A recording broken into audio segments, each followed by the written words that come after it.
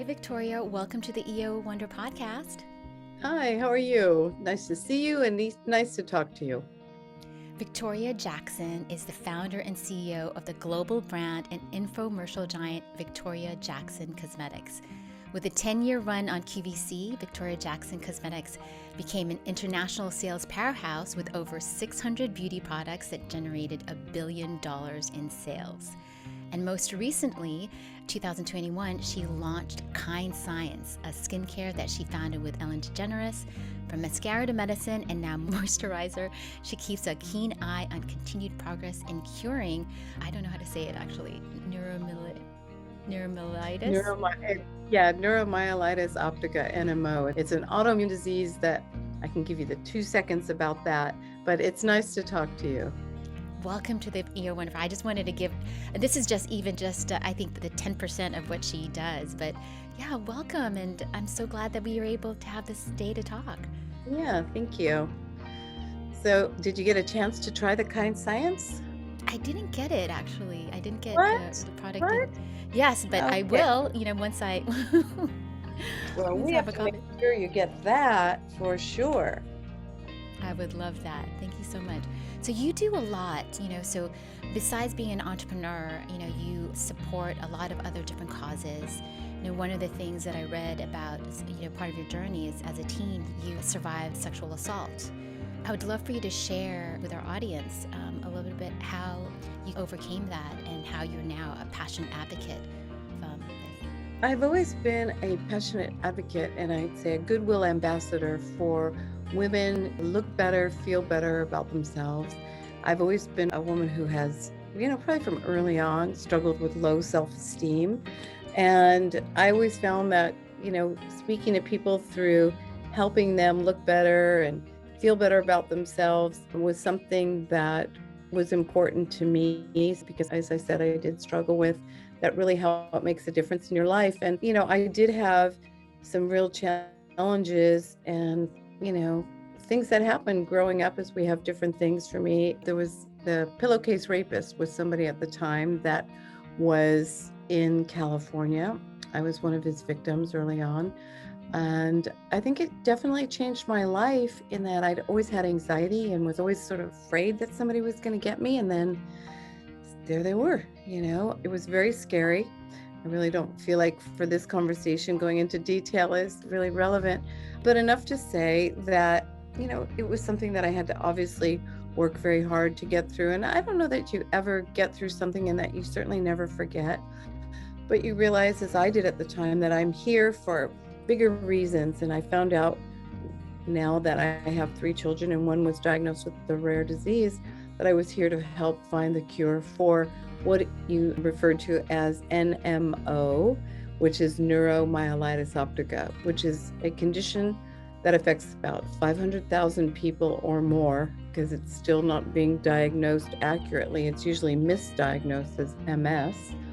And I think that's what my calling is now, was really to be here to work on curing that disease. And I had an extraordinary career of doing not only 10 years in the beauty world on QVC, but I did 13 years of infomercials and, pioneered that space really when I did my first infomercial in 1990. Yeah, that's so incredible. And you have a foundation, right? The Guthrie Jackson Charitable Foundation. Tell us a little bit about that. So the Guthrie Jackson Charitable Foundation is, dedicated to my daughter's situation, her rare disease, which, as I said, is not so rare anymore, affects women. So mostly women. We have a lot of men as well. But it's a foundation where I've brought together over 32 countries. I fund over 200 researchers and scientists all around the world, all in working toward finding a cure. So there was nothing that existed when she was first diagnosed. So it was, it's been quite an undertaking. And I now have 3 therapeutics that have come out of that 14 years of work, and my latest one with Genentech. So it's a big foundation, and we hit every piece from research, bench to bedside, advocacy. We represent and try to really represent the world of autoimmune disease as well. Yeah, that's so incredible that you're able to take your interest in, this finding a cure into the scientific world and making such a huge difference. And I also read that you also received a really big award from Gloria Steinem in 2017. You got inducted into the National Women's Hall of Fame. Tell us a little bit about that. Yes. Yeah, that was rather extraordinary. I mean, Gloria Steinem, all in her own, just an icon. And to be inducted by Gloria into the National Women's Hall of Fame is extraordinary. She is now a dear friend. And, being in the world of beauty, and I was on that path, and, you never know what's going to happen in life. And you sort of, as I say, I went from mascara to medicine.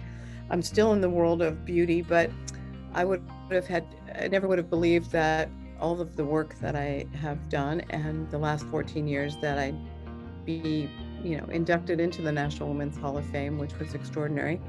And in 2018, I received the Pontifical Award from the Pope for my work around the world. And in 2019, I had the honor of inducting our Supreme Court Justice, Sonia Sotomayor, into the hall. So it's been an extraordinary journey. And then I get to have fun and work with Ellen Degeneres and make a fun, great skincare line. So it's been a pretty busy few years for me. Yeah, and didn't you write like several books as well too, and some documentaries? I have written 4 books. So when I started my career early on, I wrote a book called Redefining Beauty, which was really more the quintessential at the time how-to book of really how to apply your makeup. And then I wrote a book called Make Up Your Life, was not only the how-to, but also the why. So it was how-to and why it matters and why it makes a difference. And then in the medicine, I really look at it like 2 parts of my life. I wrote a book with my daughter called Saving Each Other, and that's our story and our journey. And then a book called, which is really, I'd say, kind of our story, and then a book called The Power of Rare, which is a blueprint for a medical revolution. That was really the roadmap. So yes, I've been busy and potentially working on a documentary of my story. So we'll see. Yeah, and then like you said earlier, you're also a mother of 3 children. Yes. How do you do it all? I'm a mother and a grandmother. Oh, wow. Yeah, I'm a grandma. Great. I think there's the whole thing of, how do we do it all? I mean, how do you do your day, right? We just take it one step at a time. I prioritize. I'm very good at delegating. I think about, my time is more limited and very precious to me, as it is, I'm sure, to you. So I try to really think about what do I want to spend my time and energy on. Family is priority for me. And now grandmother of 2 grandkids, one little girl who's 4 and a grandson that's 6. I want to have fun with them too. And then I've got 3 children and, 36 and 28 and 26. So, as much as they're all grown up and, wonderful people, I'm probably a little bit more of that smother mother than I should be, but I enjoy it. Well, it sounds easy, but it's probably not, or maybe it is. Do you have any tips for the women entrepreneurs that are listening to the podcast?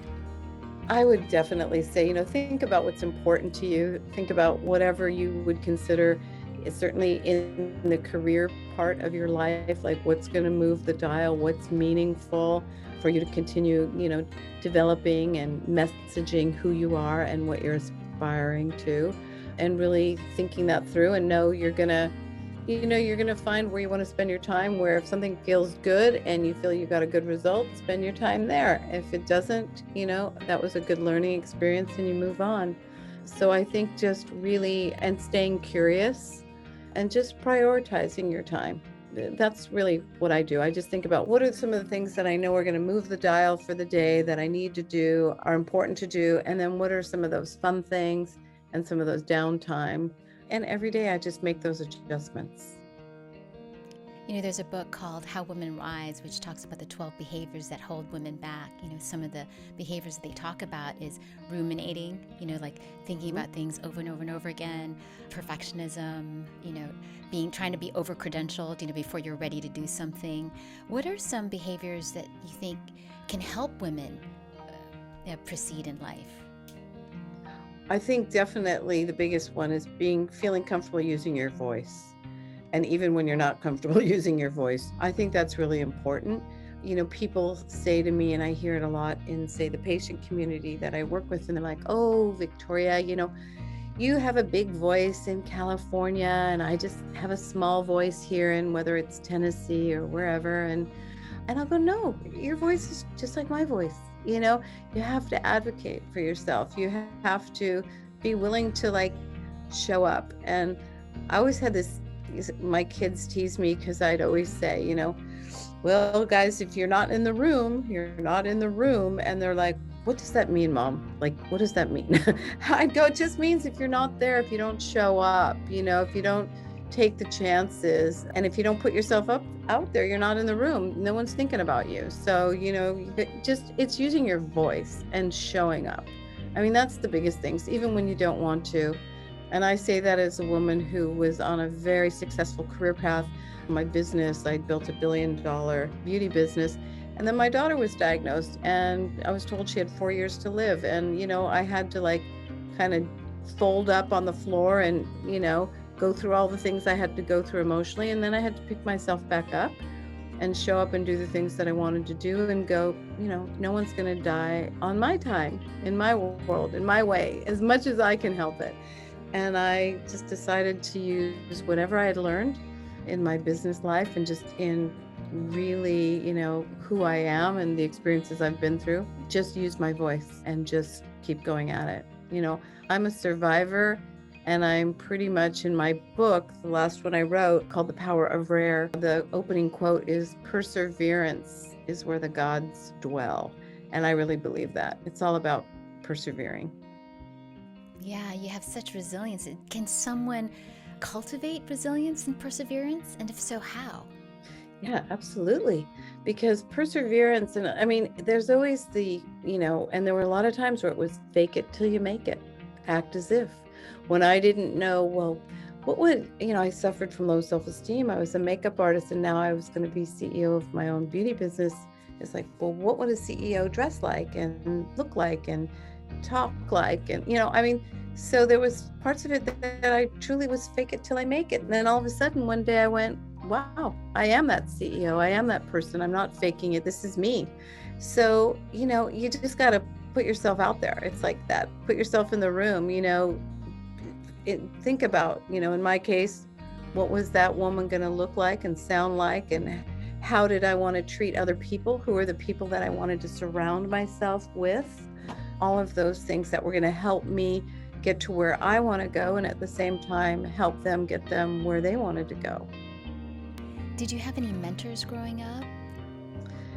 I really didn't, because I had a pretty fractured childhood, and then, dealing with the trauma I did. It was interesting because I didn't really have mentors. So I'd say probably the closest for me then and now is Gloria Steinem, who I just sees a woman who has spent her life of service to others and is so kind. And the times that I've been out and about with her, the reverence that people pay her, and respect and regard, and just the love, I can only continue to aspire to have lived a life like that. Did you know her before she gave you the award? I did know her very briefly, yes, so that made it even more special. But I had no idea that that was going to happen until I was notified by the hall. Wow, I mean, it's just so amazing because I've watched, all the Netflix shows and documentaries about her life, and it's just really astounding the fact that you actually have those types of, icons in your life. It is really amazing. If people don't have access to people like Gloria Steinem, what are some things that they can do? I think there's so many incredible, books out there. There's so many amazing podcasts. I'm sure the fact that they're listening to your podcast now, is already showing they're tuned in to wanting to learn, hear from experts or people that are just living their lives and may have had more success. We're all human, so there's so many things now that are available out there. And it's just, listening to different people, see who resonates. That's what I do. I'm always willing to listen I listened to a podcast by Jay Shetty, and he always says, a lot of the people that are listening are open to listening, learning, and growing.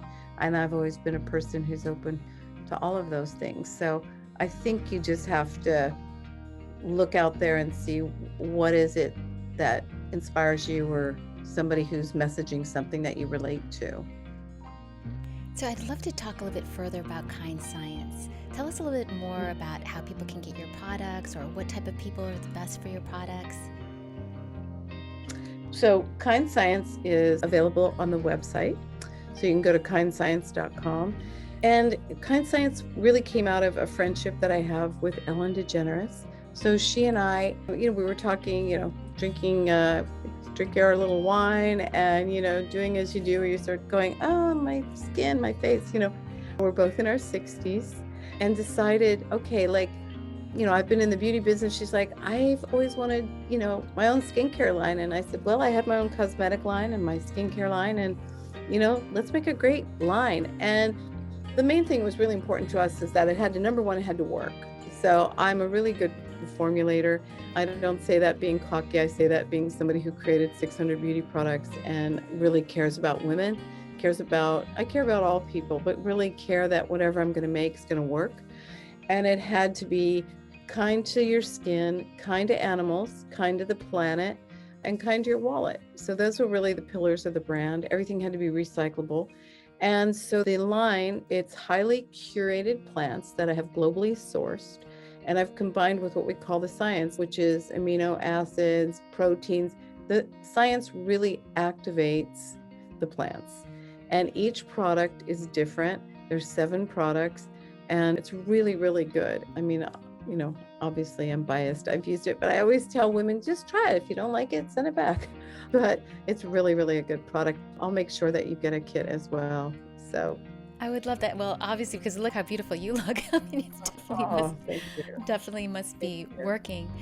So what is it like to, you've been in business on your own, a founder on your own. What's it like to have a business partner?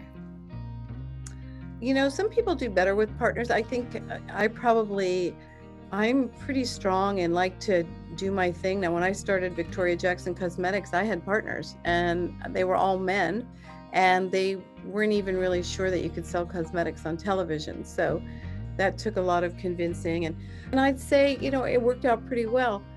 In my foundation, I don't have any partners. I have people that I work with. And so probably in that sense, everybody's a partner, but ultimately I'm making decisions. And I work well in that environment at this point in my life. Especially where there's a lot of people's, life and death, health concerns. I have to be very thoughtful about my decisions. I'll seek counsel from appropriate people as I feel I need it. But ultimately, I kind of rely on my own instincts and my own gut feeling.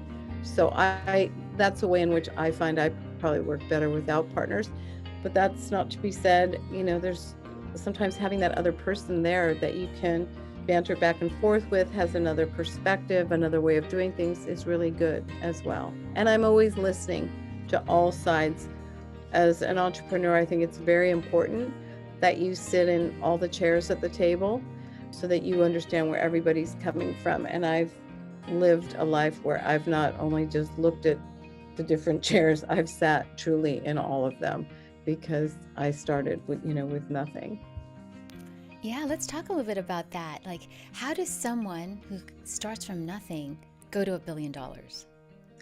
Well, I think it's not the easiest thing to do, and timing, there's always that, in my case, I think having a really great product that worked at a time where infomercials were just beginning. So they were a novelty. I mean, ultimately, like they say, product is king, because you want something that really works and delivers. And then I think it has to be luck, timing. There's a little bit of magic fairy dust that gets sprinkled over all of it. And, that's just how that works out. And there's a lot of hard work. Nothing happens, overnight. And you got to put in those, as they say, the minimum of those 10,000 hours. And then you kind of have to really, for me at the time, it was every failure I had, I would use as, oh, well, this is just part of my success story, because someday I'm going to be sitting down talking to you, and I'm just going to be telling you about all these things that happened. So it was how I had to reframe all the things that were not working well. And when I lecture now or I speak, whether it's at UCLA or USC, and I'm talking to students and young entrepreneurs, if you can't stay the course and do those things in the times when things aren't going well, you're not going to make it, because you have to, as we all know, fail before you can succeed. So you have to be ready to accept your failures and learn from them and keep moving forward. Are entrepreneurs born or made? I think that they're made. I think that there are people that are probably more outgoing. I see it in, as a mom, I have 3 very different kids and their personalities, and yet they're all entrepreneurial in their way, but they're different in their process, in their aspirations, and how they go about it. I really think it's a combination of both, but there's no getting around. You have to do the work. So you have to make that for yourself. In what way are your kids different? Oh, I have a musician, a son. My son, you can follow him on Spotify, Jackson Guthrie. He's a musician, and while I was going through a lot of all my medical things, he was on the road opening for One Direction. So he's more outgoing in that way. He's musical and rather awesome, but he's a little more introverted, yet he's very smart and entrepreneurial in his way. And then I have another son who's, much more quiet, reflective, thoughtful, as they all are, but his process is very different. And then my daughter in the middle, Allie, who's the one who has NMO, who's extraordinary, graduated UCLA, JD MBA, just passed the bar exam, law and business. And she's, out traveling right now and doing some amazing things. So each one is very different, very entrepreneurial, but their process is different. And I'm just, as mom, here to help guide them and, give them as advice when they ask, and try not to give too much when they don't. That's really great advice as an entrepreneur mom. Do you have any other tips for moms who are entrepreneurs with their kids, looking back? I would just say, let them find out, this was something that I'd heard from Gloria, and it's really good advice. A mom and a daughter came up to us when we were out. We were walking somewhere, and I think we were in New York. And the mother said, she was with her daughter, and she said, "I just wish my daughter knew who you were." And Gloria said, "Well, it doesn't matter if she knows who I am, as long as she knows who she is." And I thought, well, there you go. So I think that's great advice for parents, is like, really know who your child is and let them find their way, and don't make it be about you. All 3 of my kids, as I said, they're into very different things. They aspire to do different things. Their interests are different. And I just want to help them be that best version of themselves, not me and myself, but themselves. And I think that's, as parents, the hardest thing is standing by and watching them, make mistakes, not succeeding, falling down. But probably the hardest thing would be to watch them not even try at all. So I think it's trying to encourage them. Yeah, I was at a silent retreat in December, and one of the things that they said was to be okay with someone else's journey. Mm-hmm. Yeah. I mean, you really have, it's, in the way I look at it, it's not even really a choice. I mean, you can't, everybody has their own journey, and they kind of they need to do it the way they need to do it. And they will, and, you and I, I'm sure, both encourage people to look at all the different ways in which they surround themselves with whatever messaging or good people to help them along the road. But at the end of the day, it's their journey. And now we're in 2022. What does your 2022 journey look like? Mine always looks busy and constantly evolving and shifting into things that I'm like, wow, well, there's a possible documentary coming down the road. We'll see. So I'm working on that. I've got more products standing the line for Kind Science. I'm working on my foundation all the time. New therapies have come out, and we'll always working on new ones, that are even better. new generations of therapies that have come out. So I tend to think about my life is always in what am I in? Is it mascara? Is it medicine? Is it music when I'm dealing with my younger son? Is it marriage? Moisturizer? Moisturizer? Is it money issues? I mean, so, my day, and my assistant is always having to like go between whatever those different M's and whatever my day is. So it's always busy and keeps it interesting. You earlier said that you're really good at delegating, and right before you joined the podcast, I met your assistant. Mhm. How important is it to be able to get people to support you? Well, that's really important. I think, it was Hillary Clinton that says, it takes a village. It really does. And you really need, and you want to have good people around you to help support you and, be that, kind of listening board back and forth and giving you perspective. And at the same time, you want people that can help keep you on track. For me, it's a lot of keeping me on track, keeping me on time. I try to, keep myself focused on what I'm doing that's right in front of me at the moment. I think having good people in your life is critical. Nobody wants to just be an island out there doing it all by themselves, because it's heavy lifting when you're doing it anyway, whether you've got people alongside you or you're doing it by yourself. A lot of women entrepreneurs that we talk to really want to try to do everything on their own, and it's hard for them to ask for help. Why should they be asking for help? I say, why shouldn't you be? Why wouldn't you be asking, And it depends. I mean, if they feel that I would hate to see somebody doing it because they're not asking because they're afraid. But if somebody feels like, I'm kind of doing this and I just need to stay and do that, that's their decision. That's part of their journey. So, it's more when you're coming from a place of fear is always going to hold you back. So I think it's important for women, and I think women so much more are using their voices. I think that, we can always, do better, but I think women are. I think times have changed and are continuing to change. I mean, you look at our world now, so many more women in politics and at the forefront of everything. So I feel like we're not where we should be completely, for sure, but we're certainly further ahead. And besides, voting, what are the ways can women use their voice? I think, even on local grassroots level, just community, helping with whatever's going on in your city, in your town, in your community, whether it's the, packing up food or who knows? I mean, working with the fire department. I mean, I don't want to put women in like, we only do bake sales. I mean, we could do anything. So I think just getting involved at any community grassroots level, because it'll also help inform you as to what you might be thinking. You're going in one direction and you volunteer and do something else. I went to the jails for 20 years. I went to the jails doing makeovers, and that helped inform my writing my book.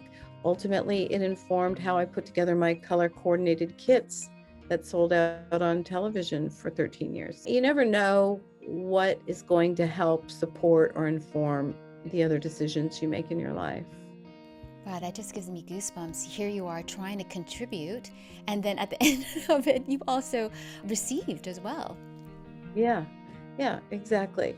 So I think, if somebody would have told me that my infomercial would have been playing at the Vatican and I would be receiving an award from the Pope, I would have never, ever, ever believed that. Or that Gloria Steinem would be talking about me, or that I would be inducting our Supreme Court Justice, for goodness sakes. I would have not believed any of those things. I didn't feel I was on track for any of those things. So you just never know. Life is amazing. And when given, as I said, which was very, very difficult, my child's diagnosis, and it was the darkest of times, I'm in a different day now. I'm still a mom, concerned and worried, but I know how to keep moving through it. Well, thank you so much for sharing your voice every single day through your products, through your entrepreneurial ventures, through your foundation, through your books, through your documentaries. You are just so inspiring, and I'm so, so thrilled that we got a chance to have a conversation. How can people find out more about your organizations? Well, a couple of things. If you go to, you could actually download on your phone N like Nancy, M like Mary, O like Oprah, NMO Resources. It's an app. You can learn all about my foundation, and it's actually a great model to look at and follow for other autoimmune diseases. So I would download that. There's some great, very short videos on there. I have one with Reese Witherspoon, Dustin Hoffman. There's some very good ones that are just very informative. And then there's kindscience.com. So Kind Science is where you'll see I was on the show with Ellen's show, and you see about the products and learn more about them. And I would encourage everybody to try them. And then my books. My latest books were Saving Each Other and The Power of Rare. So both of those books, I think, especially Saving Each Other, is such a personal and kind of extraordinary, goes into the details. My daughter and I both wrote that book independently, and then our pages were put together.